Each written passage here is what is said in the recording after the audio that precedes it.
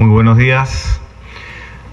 En primer lugar, agradecer a la superintendenta de la Sutran, María Jara, por la invitación a este magnífico evento, que tengo la suerte, digamos, de empezar, ¿no?, con la primera presentación.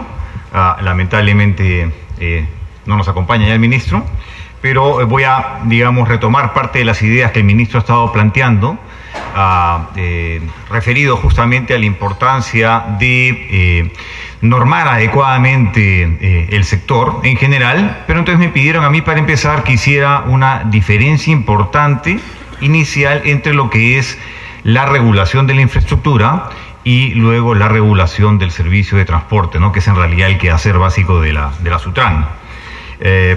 Porque el resto del evento se va a concentrar principalmente en eso, ¿no?, en el tema del servicio de transporte.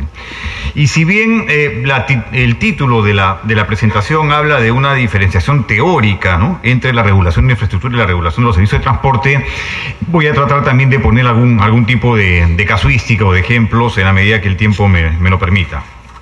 ¿Okay? Entonces, en primer lugar, hay que partir necesariamente, disculpa que sea de repente un poquito tedioso esto, un poquito aburrido quizás, pero partir del marco teórico básico, que es justamente que permite empezar con las diferenciaciones entre ambos tipos de bienes o servicios, por así decirlo, que son las fallas de mercado, ¿no? En economía, probablemente muchos de ustedes sepan, la teoría económica en general, ¿no?, sustenta que el libre juego oferta y demanda, ¿no?, normalmente nos lleva a resultados eficientes. Es decir, competencia suele ser sinónimo de eficiencia económica. Evidentemente eso es así, ¿no?, y existe todo un marco teórico que sustenta eso, en la medida que no existan estas denominadas fallas de mercado. O sea, se desarrolla entonces un marco, digamos, primero bastante abstracto, ¿no?, en el mundo ideal, en el cual no enfrentamos fallas, pero luego, ¿no es cierto?, hay que introducir en este modelo, ¿no?, la posible ocurrencia de fallas, que en la práctica esta posibilidad va a ser una realidad. O sea, solemos enfrentar fallas de mercado, diversas fallas de mercado. ¿Cuáles son las principales fallas de mercado que la literatura reconoce? Y luego me voy a concentrar en un par de ellas. Pues básicamente bienes públicos en primer lugar, una muy breve definición: que es un bien público a diferencia de un bien privado, y se aplica tanto para bienes como para servicios, pero digamos esa es la nomenclatura común. Un bien público se refiere simplemente a aquel bien que enfrenta dos características que lo diferencian de un bien privado, que es no rival y es no excluyente. ¿Qué significa que el bien o servicio sea no rival? Que más de una persona puede disfrutar simultáneamente del consumo de ese bien o servicio. Es claro que si estamos hablando, no sé, de una hoja de papel o de un lapicero, solamente una persona puede disfrutar, ¿no?, mientras está usando, ¿no es cierto?, ese papel, ese servicio, ese lapicero. Pero existen otros bienes o servicios donde más de una persona, basta más de una. No tenemos por qué pensar en un bien público de alcance nacional, que evidentemente los hay, sino que basta que efectivamente haya un grupo de personas o de usuarios que disfruten de ese bien o servicio. Un ejemplo claro, sencillo, pequeño, por ejemplo, puede ser, ¿no?, el alumbrado de un poste de luz pública, digamos, ¿no? Nosotros cuando pasamos por ahí, evidentemente en la noche, ¿no?, entonces recibimos más de una persona el servicio de iluminación que brinda, ¿no?, ese poste alumbrado público, y conjuntamente con una serie de beneficios que eso genera, ¿no?, seguridad, posibilidad de poder mirar algo, leer, etcétera, etcétera, ¿no? Entonces es un ejemplo de cómo, por ejemplo, ese bien cumple por lo menos con la característica de no rival. Y la segunda característica es la de no exclusión. ¿Qué significa no exclusión? Que o tecnológicamente, ¿no?, o económicamente, por lo prohibitivo que sería la exclusión no es posible. El ejemplo nuevamente del poste alumbrado público. ¿Cómo podría hacer yo para excluir a determinados usuarios o personas que disfruten de ese servicio, de ese bien? Poniendo, por ejemplo, se me ocurre de repente, ¿no?, no sé, personal de vigilancia que no te permita pasar, ¿no?, alrededor del halo de luz, ¿sí?, si es que no has pagado tu arbitrio. ustedes comprenderán que eso es absurdo, ¿no es cierto? O sea, digo, tecnológicamente sí se puede, ¿no es cierto? Tendría que poner varias personas por cada poste, ¿no es cierto?, para impedir de que uno pueda disfrutar de eso. Y ustedes imaginan que eso es prohibitivamente costoso, ¿no es cierto? Entonces, por lo tanto, no tiene sentido. En cuyo caso, ese es un ejemplo clarísimo de un bien público de alcance bastante reducido, de alcance local. Claro, cuando uno piensa en la red, ya está pensando obviamente de mucho mayor alcance, pero me estoy refiriendo a un poste en particular. ¿Ok? Entonces ese es un tipo de bien público. ¿Ok? En el caso aplicado a transporte, un ejemplo podrían ser, por ejemplo, ¿no?, las pistas y veredas, ¿no es cierto?, dentro de una ciudad. ¿Ok? Es un claro ejemplo de bien público, ¿no? Hay no rivalidad, hay no exclusión. Obviamente ustedes pueden pensar inmediatamente se puede generar congestión si hay muchas personas caminando o muchos vehículos circulando por una calle. Pero yo les he dicho, basta que más de uno, ¿ok? Obviamente es un bien público, por lo tanto limitado, porque puede, ¿no?, efectivamente en algún momento generar congestión. Pero en fin, esa es una primera falla de mercado que enfrenta entonces también parte probablemente de la infraestructura del transporte, pero que no suele ser el principal ejemplo que se utiliza para justificar la regulación. Entonces lo dejo ahí. El segundo ejemplo la segunda falla de mercado importante son las externalidades. Y de nuevo, acá voy a ser muy concreto nada más porque después además he visto que hay otras presentaciones, el día de mañana me parece, que van a discutir bastante este punto. Las externalidades pueden ser positivas o pueden ser negativas. ¿Cuál es la idea de una externalidad? De ahí el nombre, que es por así decirlo, subproducto del proceso de producción o del proceso de consumo de un determinado bien o servicio. Entonces, por lo tanto, no es la intención original a la hora de producir o consumir el bien. Y por lo tanto, no suele estar reconocido dentro de los costos y beneficios usuales internos que uno toma en cuenta para tomar las decisiones productivas o de consumo.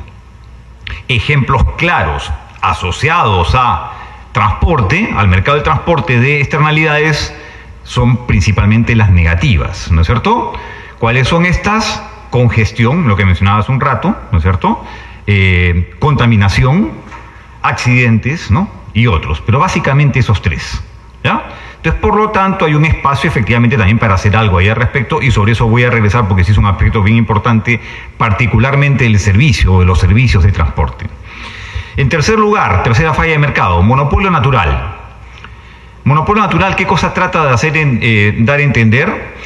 Que en determinadas circunstancias el modelo que naturalmente surge en una economía para determinada provisión de un bien o servicio es el monopolio y no la competencia. ¿Ok?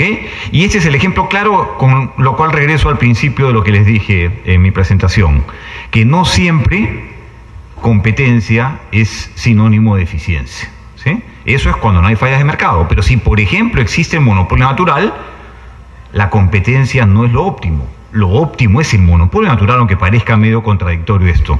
¿Y por qué? Porque justamente lo que ocurre en este mercado, no hay una serie de características, por ejemplo, una que tenga costos fijos muy altos, ¿sí?, que por lo tanto no haga viable, ¿no?, la participación de varias empresas en el mercado brindando ese bien o servicio, ¿sí?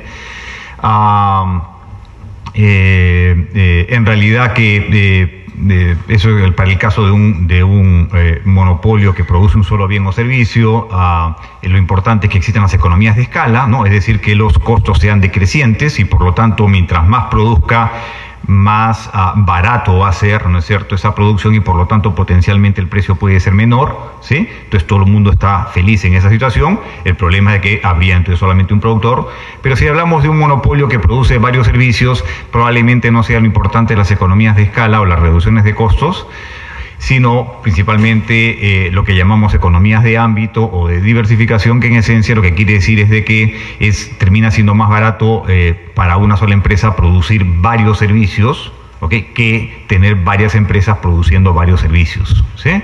¿Y por qué? Porque hay una serie de costos comunes, por ejemplo, en la producción de esos diversos servicios que evidentemente hacen más barato que se produzca de manera centralizada o monopólica. Entonces, ¿esto qué determina? Determina, como les digo, de que efectivamente sea más conveniente producir eso en condiciones monopólicas. Pero como potencialmente surge automáticamente el peligro potencial, ¿no es cierto?, de que ese productor único, de ese monopolista, pueda poner el precio muy arriba, ¿no es cierto?, aprovechándose de su dominio del mercado. Entonces, por eso es que se justifica típicamente perdón, la regulación, en este caso de tarifas, que trate de evitar eso, ¿no? Sobre eso voy a regresar también después. Y finalmente, el último punto que lo mencionó el ministro es la otra falla de mercado, que es información asimétrica, ¿ok?, que ocurre tanto en el mercado de transporte como en conexos, ¿no?, cuando efectivamente tenemos algunos agentes que pueden ser los demandantes o los ofertantes, dependiendo de qué ejemplo planteemos, manejan más información que la otra parte. Y cuando uno maneja más información que la otra parte, evidentemente puede aprovecharse de eso a la hora de establecer, ¿no es cierto?, una relación de negocios. Entonces eso también requiere, ¿no es cierto?, de no necesariamente de hacer pública toda la información, porque hay información que finalmente nunca va a ser pública, es muy costosa hacerla pública, sino que finalmente lo que normalmente hace es llamar por la necesidad de introducir incentivos para que aquellas personas que siempre van a tener más información que otras, de alguna manera no se comporten ineficientemente, sino que tengan el incentivo a comportarse como quisieran las demás, ¿no? En fin, entonces, como les dije, yo me voy a concentrar básicamente en las externalidades de monopolio natural, porque creo que es la diferencia fundamental entre infraestructura y servicio de transporte. Pero entonces, un punto bien importante acá. Una clave función del Estado, en general, como reconocen todos los libros de texto, es la asignación de recursos. Cuando uno suele hablar del Estado y la intervención pública, uno básicamente reconoce tres principales funciones: asignación de recursos, redistribución, ¿no?, de ingreso, y estabilización de la economía. La estabilización, pues evidentemente es un componente mucho más macroeconómico, ¿de acuerdo? La redistribución evidentemente es importante, ¿no es cierto?, pero no tiene que ver directamente con el tema de la falla de mercado, y más bien la asignación de recursos sí tiene que ver con la falla de mercado. ¿Por qué? Porque justamente el mercado ha fallado, ¿no es cierto? El libre juego oferta y demanda ha fallado por algunos ejemplos que les he mencionado hace un rato, y por eso es que hay un espacio para que haga algo. Ahora vamos a ver qué el gobierno, ¿ok? Pero antes de eso, siempre es importante recordar que existen soluciones privadas. En algunos casos las soluciones privadas son mejores que las soluciones públicas, incluso cuando existen fallas de mercado. ¿Y en qué escenario es ese? Por ejemplo, cuando los costos de transacción son pequeños. Como decía un famoso autor, un famoso premio Nobel de Economía, que es Ronald Coase, él sustentaba que si los costos de transacción en la negociación entre las partes son bastante pequeños, es mejor dejar a las partes privadas, ¿no?, alcanzar una solución privada, ¿ok?, y no intervenir públicamente. Evidentemente no es la mayoría de las situaciones, ¿no es cierto?, sobre todo cuando hablamos de mercados tan grandes y tan ampliados como el mercado de transporte. Existen también las denominadas sanciones sociales, las sanciones morales, ¿no?, que también funcionan en determinadas circunstancias, pero no suele ser efectivamente una solución definitiva para gran parte de los problemas de fallas de mercado que enfrentamos. Me gustaría extenderme mucho más en eso, pero el tiempo es limitado. Pero solamente estoy haciendo un listado básico de que vean si hay soluciones privadas, aunque no suelen ser generalizables.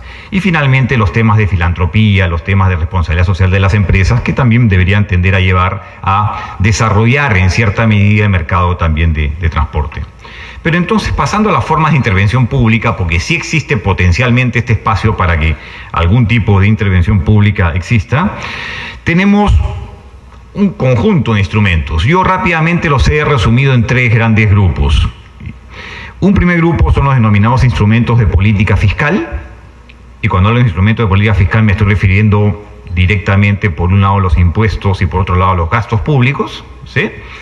Luego voy a entrar en detalle de algunos impuestos cuando vea justamente las aplicaciones, pero evidentemente ustedes saben que los diferentes gobiernos, la principal fuente de recaudación, evidentemente van a ser el cobro de impuestos para realizar sus diferentes funciones, pero independientemente que el impuesto se convierta en última instancia en la principal fuente de financiamiento para que el gobierno pueda gastar en algo que le parece importante, donde algo de eso puede ser justamente el mercado de transporte, los impuestos en sí mismos también son instrumentos importantes. ¿Para qué?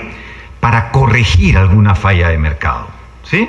Yo puedo poner un impuesto, por ejemplo, si es que existe una externalidad negativa, ¿de acuerdo?, como por ejemplo la contaminación. Lo que me dice como primer óptimo la teoría económica es: estima el tamaño de la externalidad negativa y aplícale un impuesto exactamente igual a esa magnitud. Eso se llama impuesto piguviano, en honor al economista Pigou que planteó esa idea, pero en la práctica suele ser muchas veces bien complicado, bien engorroso de plantear. Pero para que vean que entonces ese tipo de impuesto, al margen de que finalmente recaude ingresos que puedan ser utilizados para financiar algo, además está intentando corregir la falla de mercado, que es la externalidad negativa en este caso. ¿Ok? Los gastos también, porque entonces los gastos ya son más directos, ¿no es cierto? Con el gasto yo finalmente digo, muy bien, quiero no desarrollar determinado tipo de infraestructura, quiero desarrollar determinado tipo de sector, etcétera. Entonces la idea es mucho más directa y también voy a poner un ejemplo después. Ese es el primer gran grupo entonces de instrumentos, ¿no? De intervención pública, los instrumentos de política fiscal. En segundo lugar, los instrumentos regulatorios, que es donde me voy a concentrar, ¿ok? Dentro de los instrumentos regulatorios están las tarifas, está el acceso, ¿no? Cuando sí es posible en determinadas circunstancias intentar incentivar competencia, probablemente porque no hay mucha pérdida de eficiencia, y entonces en el balance uno hace el análisis costo-beneficio y uno dice, este es un mercado probablemente tipo monopolio natural, entonces debería dejar que haya un solo, ¿no?, productor, pero no necesariamente todas las etapas de producción de ese monopolista en una determinada infraestructura tienen que ser reguladas. Alguna de repente puede enfrentar competencia, y entonces para eso existe la regulación del acceso, para en esos segmentos intentar generar la participación de varios proveedores y de esa manera finalmente dejar al que el mercado sea el que ponga los precios finales, ¿no? Sobre eso voy a regresar también después. Y finalmente el conjunto de licencias y permisos, ¿no?, que se aplica mucho, por ejemplo, en el mercado de servicios de transporte, y vamos también a entrar en algunos ejemplos allí.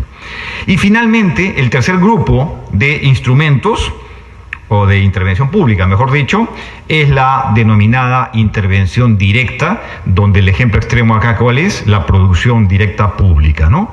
En la cual particularmente yo no creo, menos en un segmento como este, menos en un mercado como este, el mercado de transporte en general, ¿ok? Pero, digamos, es una opción que en diferentes etapas y diferentes gobiernos han seguido, y por lo tanto hay que reconocer lo que es una posibilidad más. Entonces, permítame ahora, ¿no?, pasar a cada uno de los dos segmentos, a cada uno de los dos temas principales, ¿no?, que vamos a discutir. En primer lugar, voy a hablar un poco sobre la infraestructura y luego me voy a concentrar entonces sobre los servicios de transporte, con esta introducción un poco más teórica. Muy bien. Yo les adelanté que la principal falla, no la única, pero la principal falla de mercado asociado a la infraestructura de transporte tiene que ver con el caso de monopolio natural, ¿no es cierto? En realidad es un tema tecnológico, ¿no? Si bien la tecnología no influye tanto en el mercado de transporte y dentro del mercado de transporte en la infraestructura de transporte como lo influye, por ejemplo, en telecomunicaciones, donde ahí pues evidentemente los ejemplos abundan. Lo que quiero decir con eso es que en la medida que la tecnología se va desarrollando, mercados que típicamente los hemos visto como monopolios naturales eventualmente dejan de serlo. Entonces esto es bien importante tenerlo presente, porque a veces creemos, porque estudiamos, porque aprendemos, porque vemos en determinado momento del tiempo que hay un monopolio natural en algo y creemos que eso tiene que ser monopolio natural toda la vida, y no es así. Por eso es muy importante lo que luego voy a recordar, que es antes de determinar ningún precio, ninguna tarifa, hay que hacer un estudio de las condiciones de competencia de ese mercado para estar seguros que no existe competencia, no solamente efectiva, sino que se ve muy complicada o muy a largo plazo la competencia potencial, ¿ok? Porque si no es así, aunque en un momento determinado en el mercado no haya competencia, la simple amenaza, ¿no?, de que puede entrar al mercado otra empresa es suficiente disciplinadora del monopolista para no abusar, digamos, ¿no?, cobrando precios más altos, ¿no? Entonces ese punto es bien importante. Pero entonces, estamos diciendo que la infraestructura de transporte básicamente es la falla de mercado que enfrenta es la de monopolio natural, lo que, repito, rompe entonces la igualdad entre competencia y eficiencia económica. Entonces hay que promover la eficiencia económica, y con ese objetivo final, la competencia en sí misma no es un objetivo, ¿no? El objetivo es ser eficiente, ¿no es cierto? Utilizar, ¿no?, de la mejor manera posible los escasos recursos económicos, y si la competencia es lo que te lleva a eso, en buena hora. Si ese monopolio natural es lo que te lleva a eso, también en buena hora. entonces hay que regular el monopolio natural, ¿no es cierto? La política óptima frente al monopolio natural suele ser, primero, la competencia por el mercado, que es diferente a competencia en el mercado, ¿no es cierto? Estamos diciendo que en este caso no es posible la competencia en el mercado, pero entonces lo que deberíamos hacer, ¿qué cosa es? Organizar un transparente y óptimo, eficiente proceso licitatorio, ¿no es cierto? Para definir, ¿no es cierto?, quién va a ser la empresa que construya, que opere, que mantenga, ¿no es cierto?, la infraestructura en particular. Una carretera, por ejemplo, ya que estamos hablando de transporte terrestre, ¿no es cierto? O podría ser un aeropuerto, podría ser un puerto, ¿no es cierto?, hablando de otras modalidades de transporte. Y efectivamente eso es lo que hemos, por ejemplo, venido haciendo. No hemos completado, ¿no es cierto?, pero hemos venido haciendo bastante, ¿ok?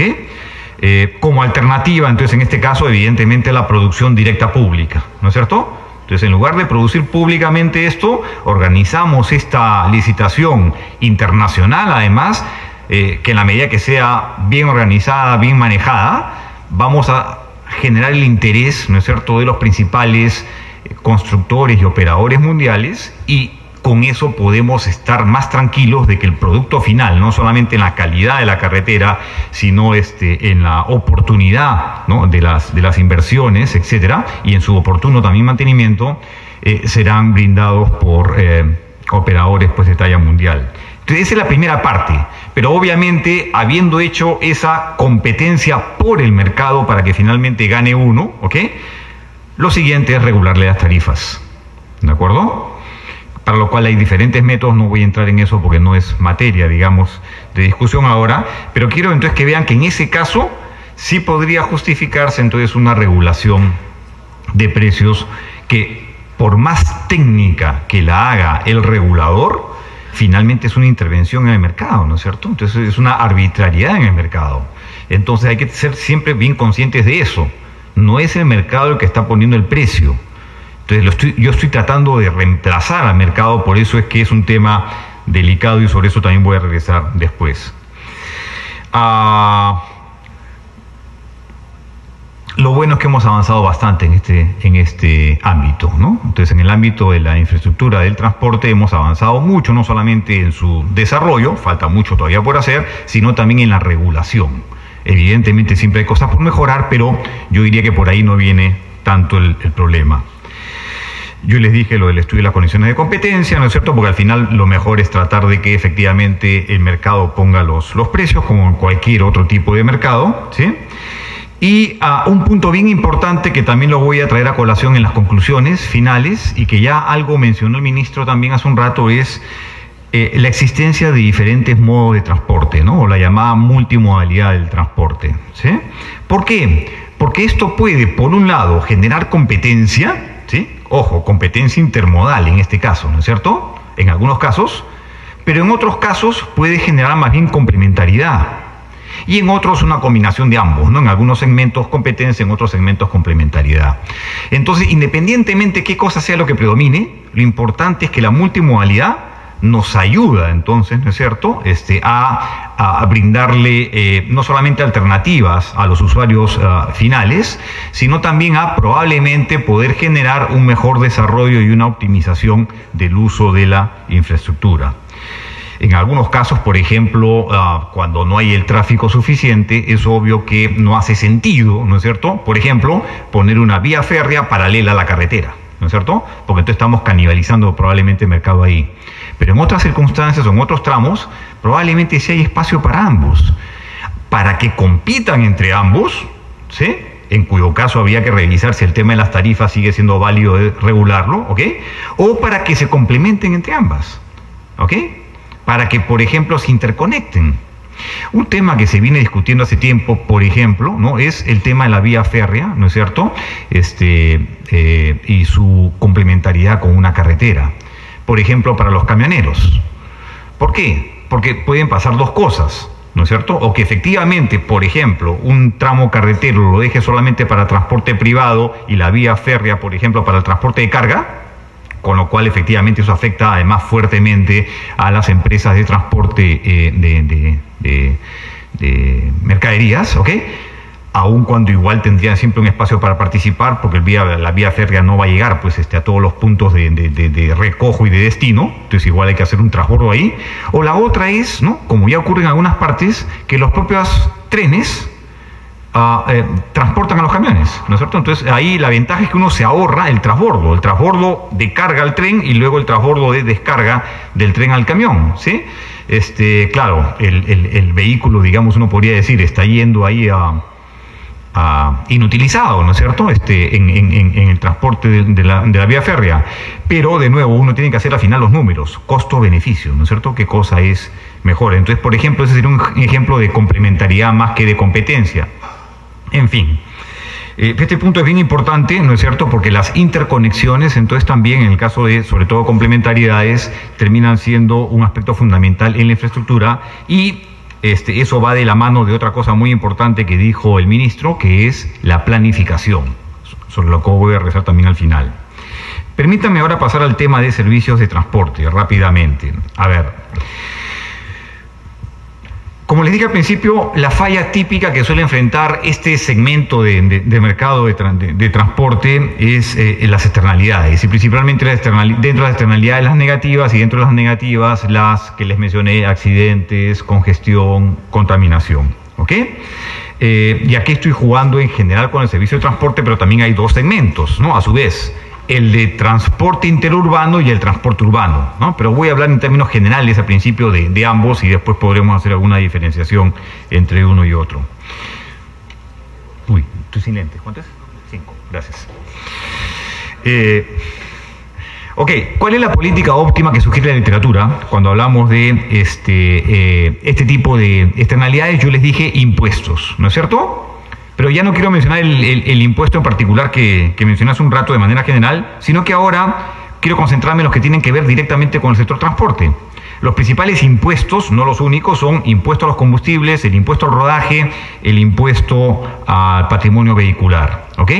Entonces son impuestos que hemos tenido o tenemos, ¿no es cierto?, en el país, pero el enfoque es totalmente distinto. En lugar de estar utilizando estos impuestos para corregir fallas de mercado asociados justamente al mercado del transporte en general, estamos utilizando meramente como instrumentos recaudatorios y hasta redistributivos, con lo cual no estamos cumpliendo la finalidad principal que deberían tener esos impuestos según la literatura y según cómo se aplican en otros países.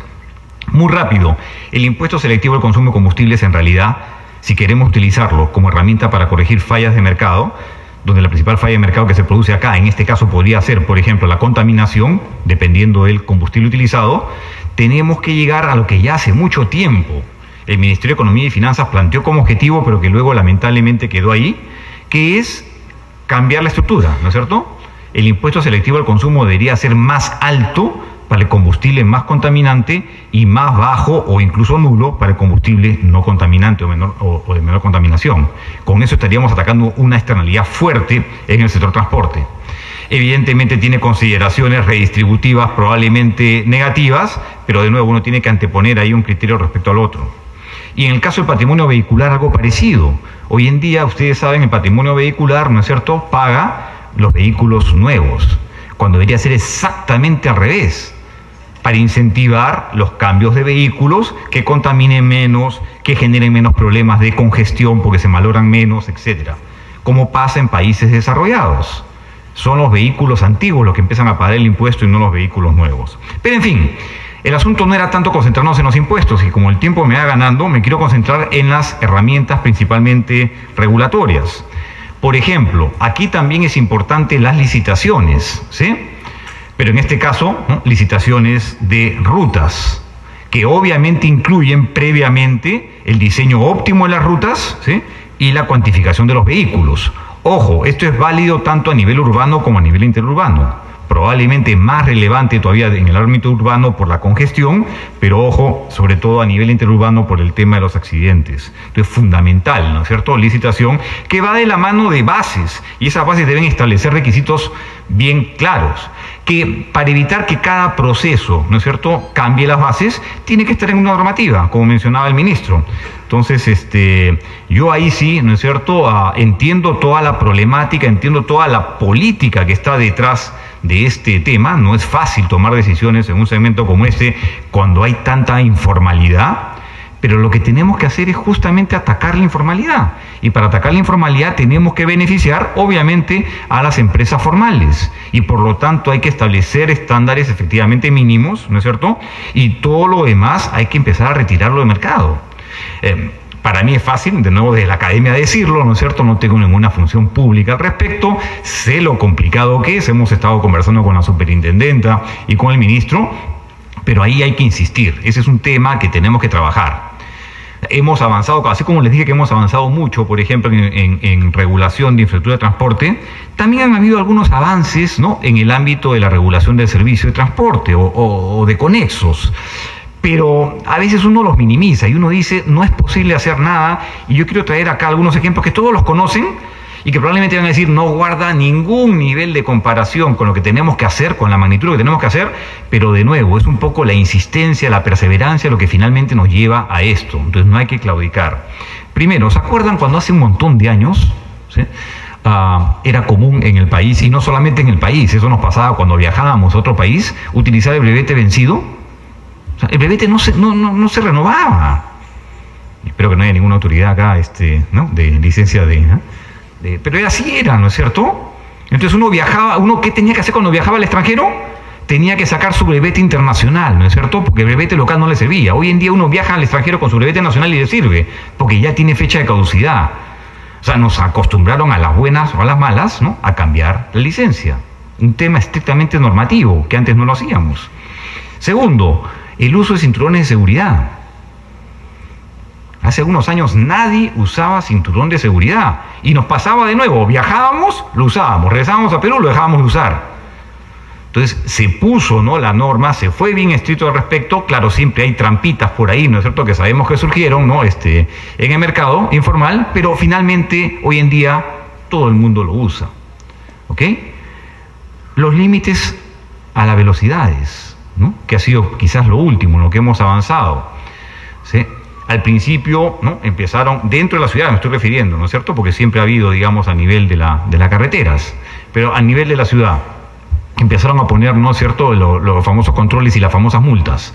Bueno, parecía que todo esto iba a marcha atrás, ¿no es cierto?, por todas las denuncias que hubo, pero al final, ¿no es cierto?, se ha vuelto a ponerle sistema previa, mejor señalización, enfocándose primero en pocas rutas, que espero que luego se vayan incrementando, ¿no es cierto?, porque finalmente la población hace caso, sobre todo porque además también se corrigió un poco la razonabilidad de los límites, ¿no? No sé si ustedes se acuerdan, una época en Costa Verde había un límite de velocidad de 40 kilómetros por hora. Hoy en día ya lo pusieron en 80, me parece, en ese tramo. No sé si 80 será el número exacto, es mucho, es poco, no sé, pero obviamente es más razonable que 40, ¿no?, porque 40 no lo cumplía nadie. Entonces lo que quiero decir con eso es de que finalmente, lentamente, vamos incorporando nuestra cultura informal, porque finalmente todos, ¿no?, nos comportamos a veces de esa manera, y vamos aceptando nuevas reglas. Entonces la pregunta es, ¿por qué no podemos efectivamente empezar, ¿no?, a retirar todos los vehículos de transporte público y de transporte de mercaderías informales, que no cumplan con las exigencias mínimas? Yo sé que se ha avanzado ahí, pero todavía falta mucho por hacer, ¿no? Entonces decía, la licitación, los permisos de circulación, tarifas integradas, ¿no es cierto?, se está caminando también en eso. La frecuencia y la puntualidad de los vehículos de transporte público, hemos empezado con estas, ¿no?, líneas de buses azules, pero ahí también hemos tenido, ¿no?, algún problemita, etcétera. Pero está claro, y con eso termino esta parte para pasar ya rápidamente a las conclusiones, no regulación de precios en general, ¿no es cierto? Este no es un segmento, a diferencia de infraestructura de transporte, donde haya que poner precios arbitrarios, ¿ok?, porque se puede generar igual competencia dentro de las licitaciones, dentro de las empresas, obviamente en igualdad de condiciones. Yo sé que hace muchos años las empresas de transporte de mercaderías interurbanos, ¿no es cierto?, estuvieron insistiendo mucho con el famoso tema de los precios mínimos, ¿no?, de los costos mínimos, ¿no?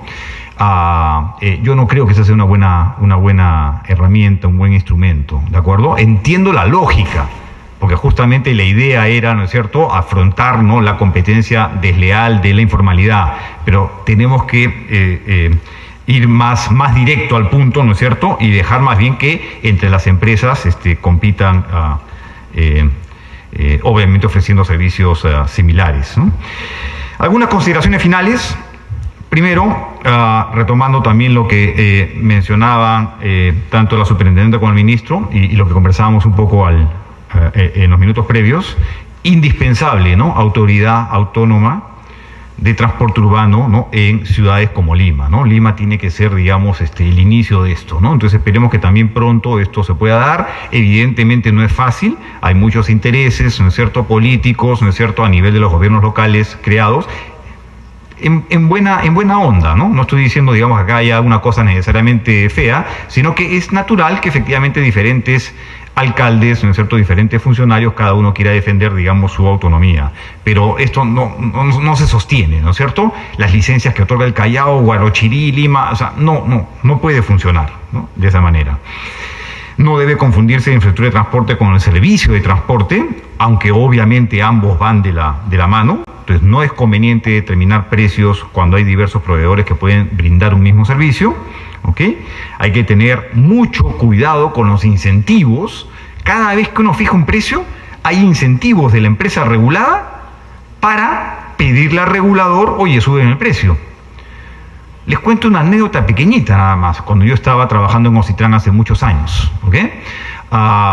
Una empresa regulada por Ocitran, ¿sí?, obviamente entonces tenía tarifas determinadas, le dijo o le solicitó al regulador que le subiera la tarifa, producto de que la demanda por un servicio se le estaba cayendo. Imagínense ustedes la lógica de esto, ¿de acuerdo? Cuando la demanda por un servicio en un mercado competitivo, por ejemplo, a mí se me cae, ¿yo voy a subir el precio? Obviamente que no, ¿no es cierto? Pierdo más mercado, entonces tengo que hacer lo contrario. Y para poder bajar el precio tengo al contrario que esforzarme, invertir más, mejorar tecnología, etcétera. ¿Ok? Otro tipo de reacciones. Pero claro, es muy fácil cuando ya estás tú solo en el mercado y estás con tarifas reguladas, decir, oye, optemos por lo sencillo, suben el precio porque la demanda se me cae. Entonces, por eso es que no es una buena estrategia, hay que hacerla cuando hay que hacerla, pero en general por eso yo soy muy cuidadoso en regular precios. Un ejemplo también muy claro, ¿no es cierto?, es el del ferrocarril, que es un modo alternativo o complementario al del transporte terrestre o vía carretera. Y nos pasó también eso hace mucho tiempo en Ocitran, cuando el público del Cusco se quejaba porque las tarifas que cobraba el único operador en esa época del ferrocarril de Cusco-Machu Picchu ponía tarifas muy altas al usuario final. Entonces, ¿qué pasa? ¿Por qué Ocitran no hace su función? Y Ocitran no tenía nada que ver pues ahí, porque Ocitran solamente fija, en ese caso concreto, la tarifa de acceso de uso de la vía férrea, o sea, la que le pague el operador al concesionario de la vía férrea, pero no la tarifa final al servicio al usuario final, porque potencialmente era un mercado de competencia. Afortunadamente entraron dos empresas más, que ahora son una, porque se fusionaron, y bueno, no será una competencia perfecta, pero digamos, hoy en día hay alternativas entre las empresas. Un punto bien importante, ya que estamos hablando de regulación, es que la protección a los usuarios no es la única labor de un regulador. A veces nos concentramos tanto en el tema del precio y que el precio tiene que ser el más barato posible en beneficio del usuario, ¿no?, y nos olvidamos que no hay servicio más caro que aquel que no se brinda, ¿sí? ¿Y eso qué significa? Que tenemos que garantizar que efectivamente la infraestructura sea autosostenible, ¿sí? Entonces las tarifas tienen que considerar también, ¿no?, la recuperación de las inversiones y un margen razonable de utilidad de las empresas. Entonces el regulador no puede solamente, ¿no?, la gente no puede creer que solamente el regulador está ahí para beneficiar a los usuarios, sino que también tiene que mirar digamos, los retornos de las empresas, porque en eso en última instancia beneficia también, ¿no es cierto?, a los usuarios. Y por último también obviamente tiene que proteger los intereses del Estado, porque en última instancia la infraestructura también es pública, ¿no es cierto?, y le va a revertir al Estado. Entonces no olvidarnos nunca que el regulador, la mejor definición de un regulador es un árbitro. El regulador no es una parte que defiende solamente una parte, ¿de acuerdo? Es un árbitro. Y finalmente un tema, dos temitas chiquitos. Uno, la importancia de la planificación, ¿ok?, a largo plazo, que también la mencionó el ministro. No podemos seguir trabajando el día a día. El día a día siempre va a ser un tema importantísimo en cualquier institución pública, ¿de acuerdo? Y obviamente con todas las presiones de los diferentes participantes privados que tienen algo, digamos, que solicitar. Pero entonces para eso tenemos que planear, y planear a largo plazo, y planear de manera coordinada, ya no solamente entre los diferentes modos de transporte, sino incluso también con otros sectores, ¿sí? Porque tampoco hace sentido que estemos desarrollando infraestructura, ¿no es cierto?, y brindando servicios de transporte que luego se ven afectados porque hay que romper, ¿no es cierto?, o cerrar algo de eso para poder hacer una intervención de agua o de electricidad o de lo que sea, ¿no es cierto? Entonces tiene que haber intervenciones conjuntas, incluso también ya por un tema de economías de escala en el ámbito rural, ¿no es cierto?, donde no sea rentable hacer un solo tipo de intervención. Y por último, solamente siempre aprovecho escenarios como este, no solamente para motivar la discusión, ¿no es cierto?, o para escuchar algunos silbidos por la locura del planteamiento, pero en realidad no es tan loco el planteamiento, que es para evaluar. Yo lamentablemente no he tenido el tiempo ni el financiamiento al respecto, pero alguien tiene que estar evaluando, ojalá que lo estén haciendo, para que el transporte público también evalúe la posibilidad de incluir la modalidad marítima, ¿no? Me estoy refiriendo a nivel de transporte público de ciudades tipo Lima, ¿no es cierto?, que tienen la gran ventaja que tienen, ¿no?, el litoral, es una ciudad litoral, y no se usa en absoluto, ¿no?, el mar. ¿Por qué no nos podemos desplazar de la punta a Chorrillos, o incluso de Villa Mariela a El Salvador, no sé, Ancón, ¿no?, por esa ruta? Hay un montón de ciudades en el mundo que utilizan, por ejemplo, sus ríos, ¿no es cierto?, y tienen los water taxis, ¿no?, que en realidad son buses, ¿no?, obviamente embarcaciones, pero digamos transporte público más masivo. Eso evidentemente descongestionaría bastante nuestras rutas terrestres, pero evidentemente se requiere también alguna inversión en infraestructura básica, digamos, de unos cuantos muelles. No va a haber pues en todas partes, pero en algunos espacios. Y obviamente la interconexión, ya sea con buses, ¿no es cierto?, que puede ser complicado que bajen hasta Costa Verde, o, soñando no cuesta, funiculares, ¿no es cierto?, que lleven al público, ¿no es cierto?, de la parte alta, digamos, de el barranco, y de esa manera puedan tomar servicio público ahí. Entonces, hay que pensar en este tipo de cosas, y para pensar en este tipo de cosas hay que planear a largo plazo. Muchas gracias.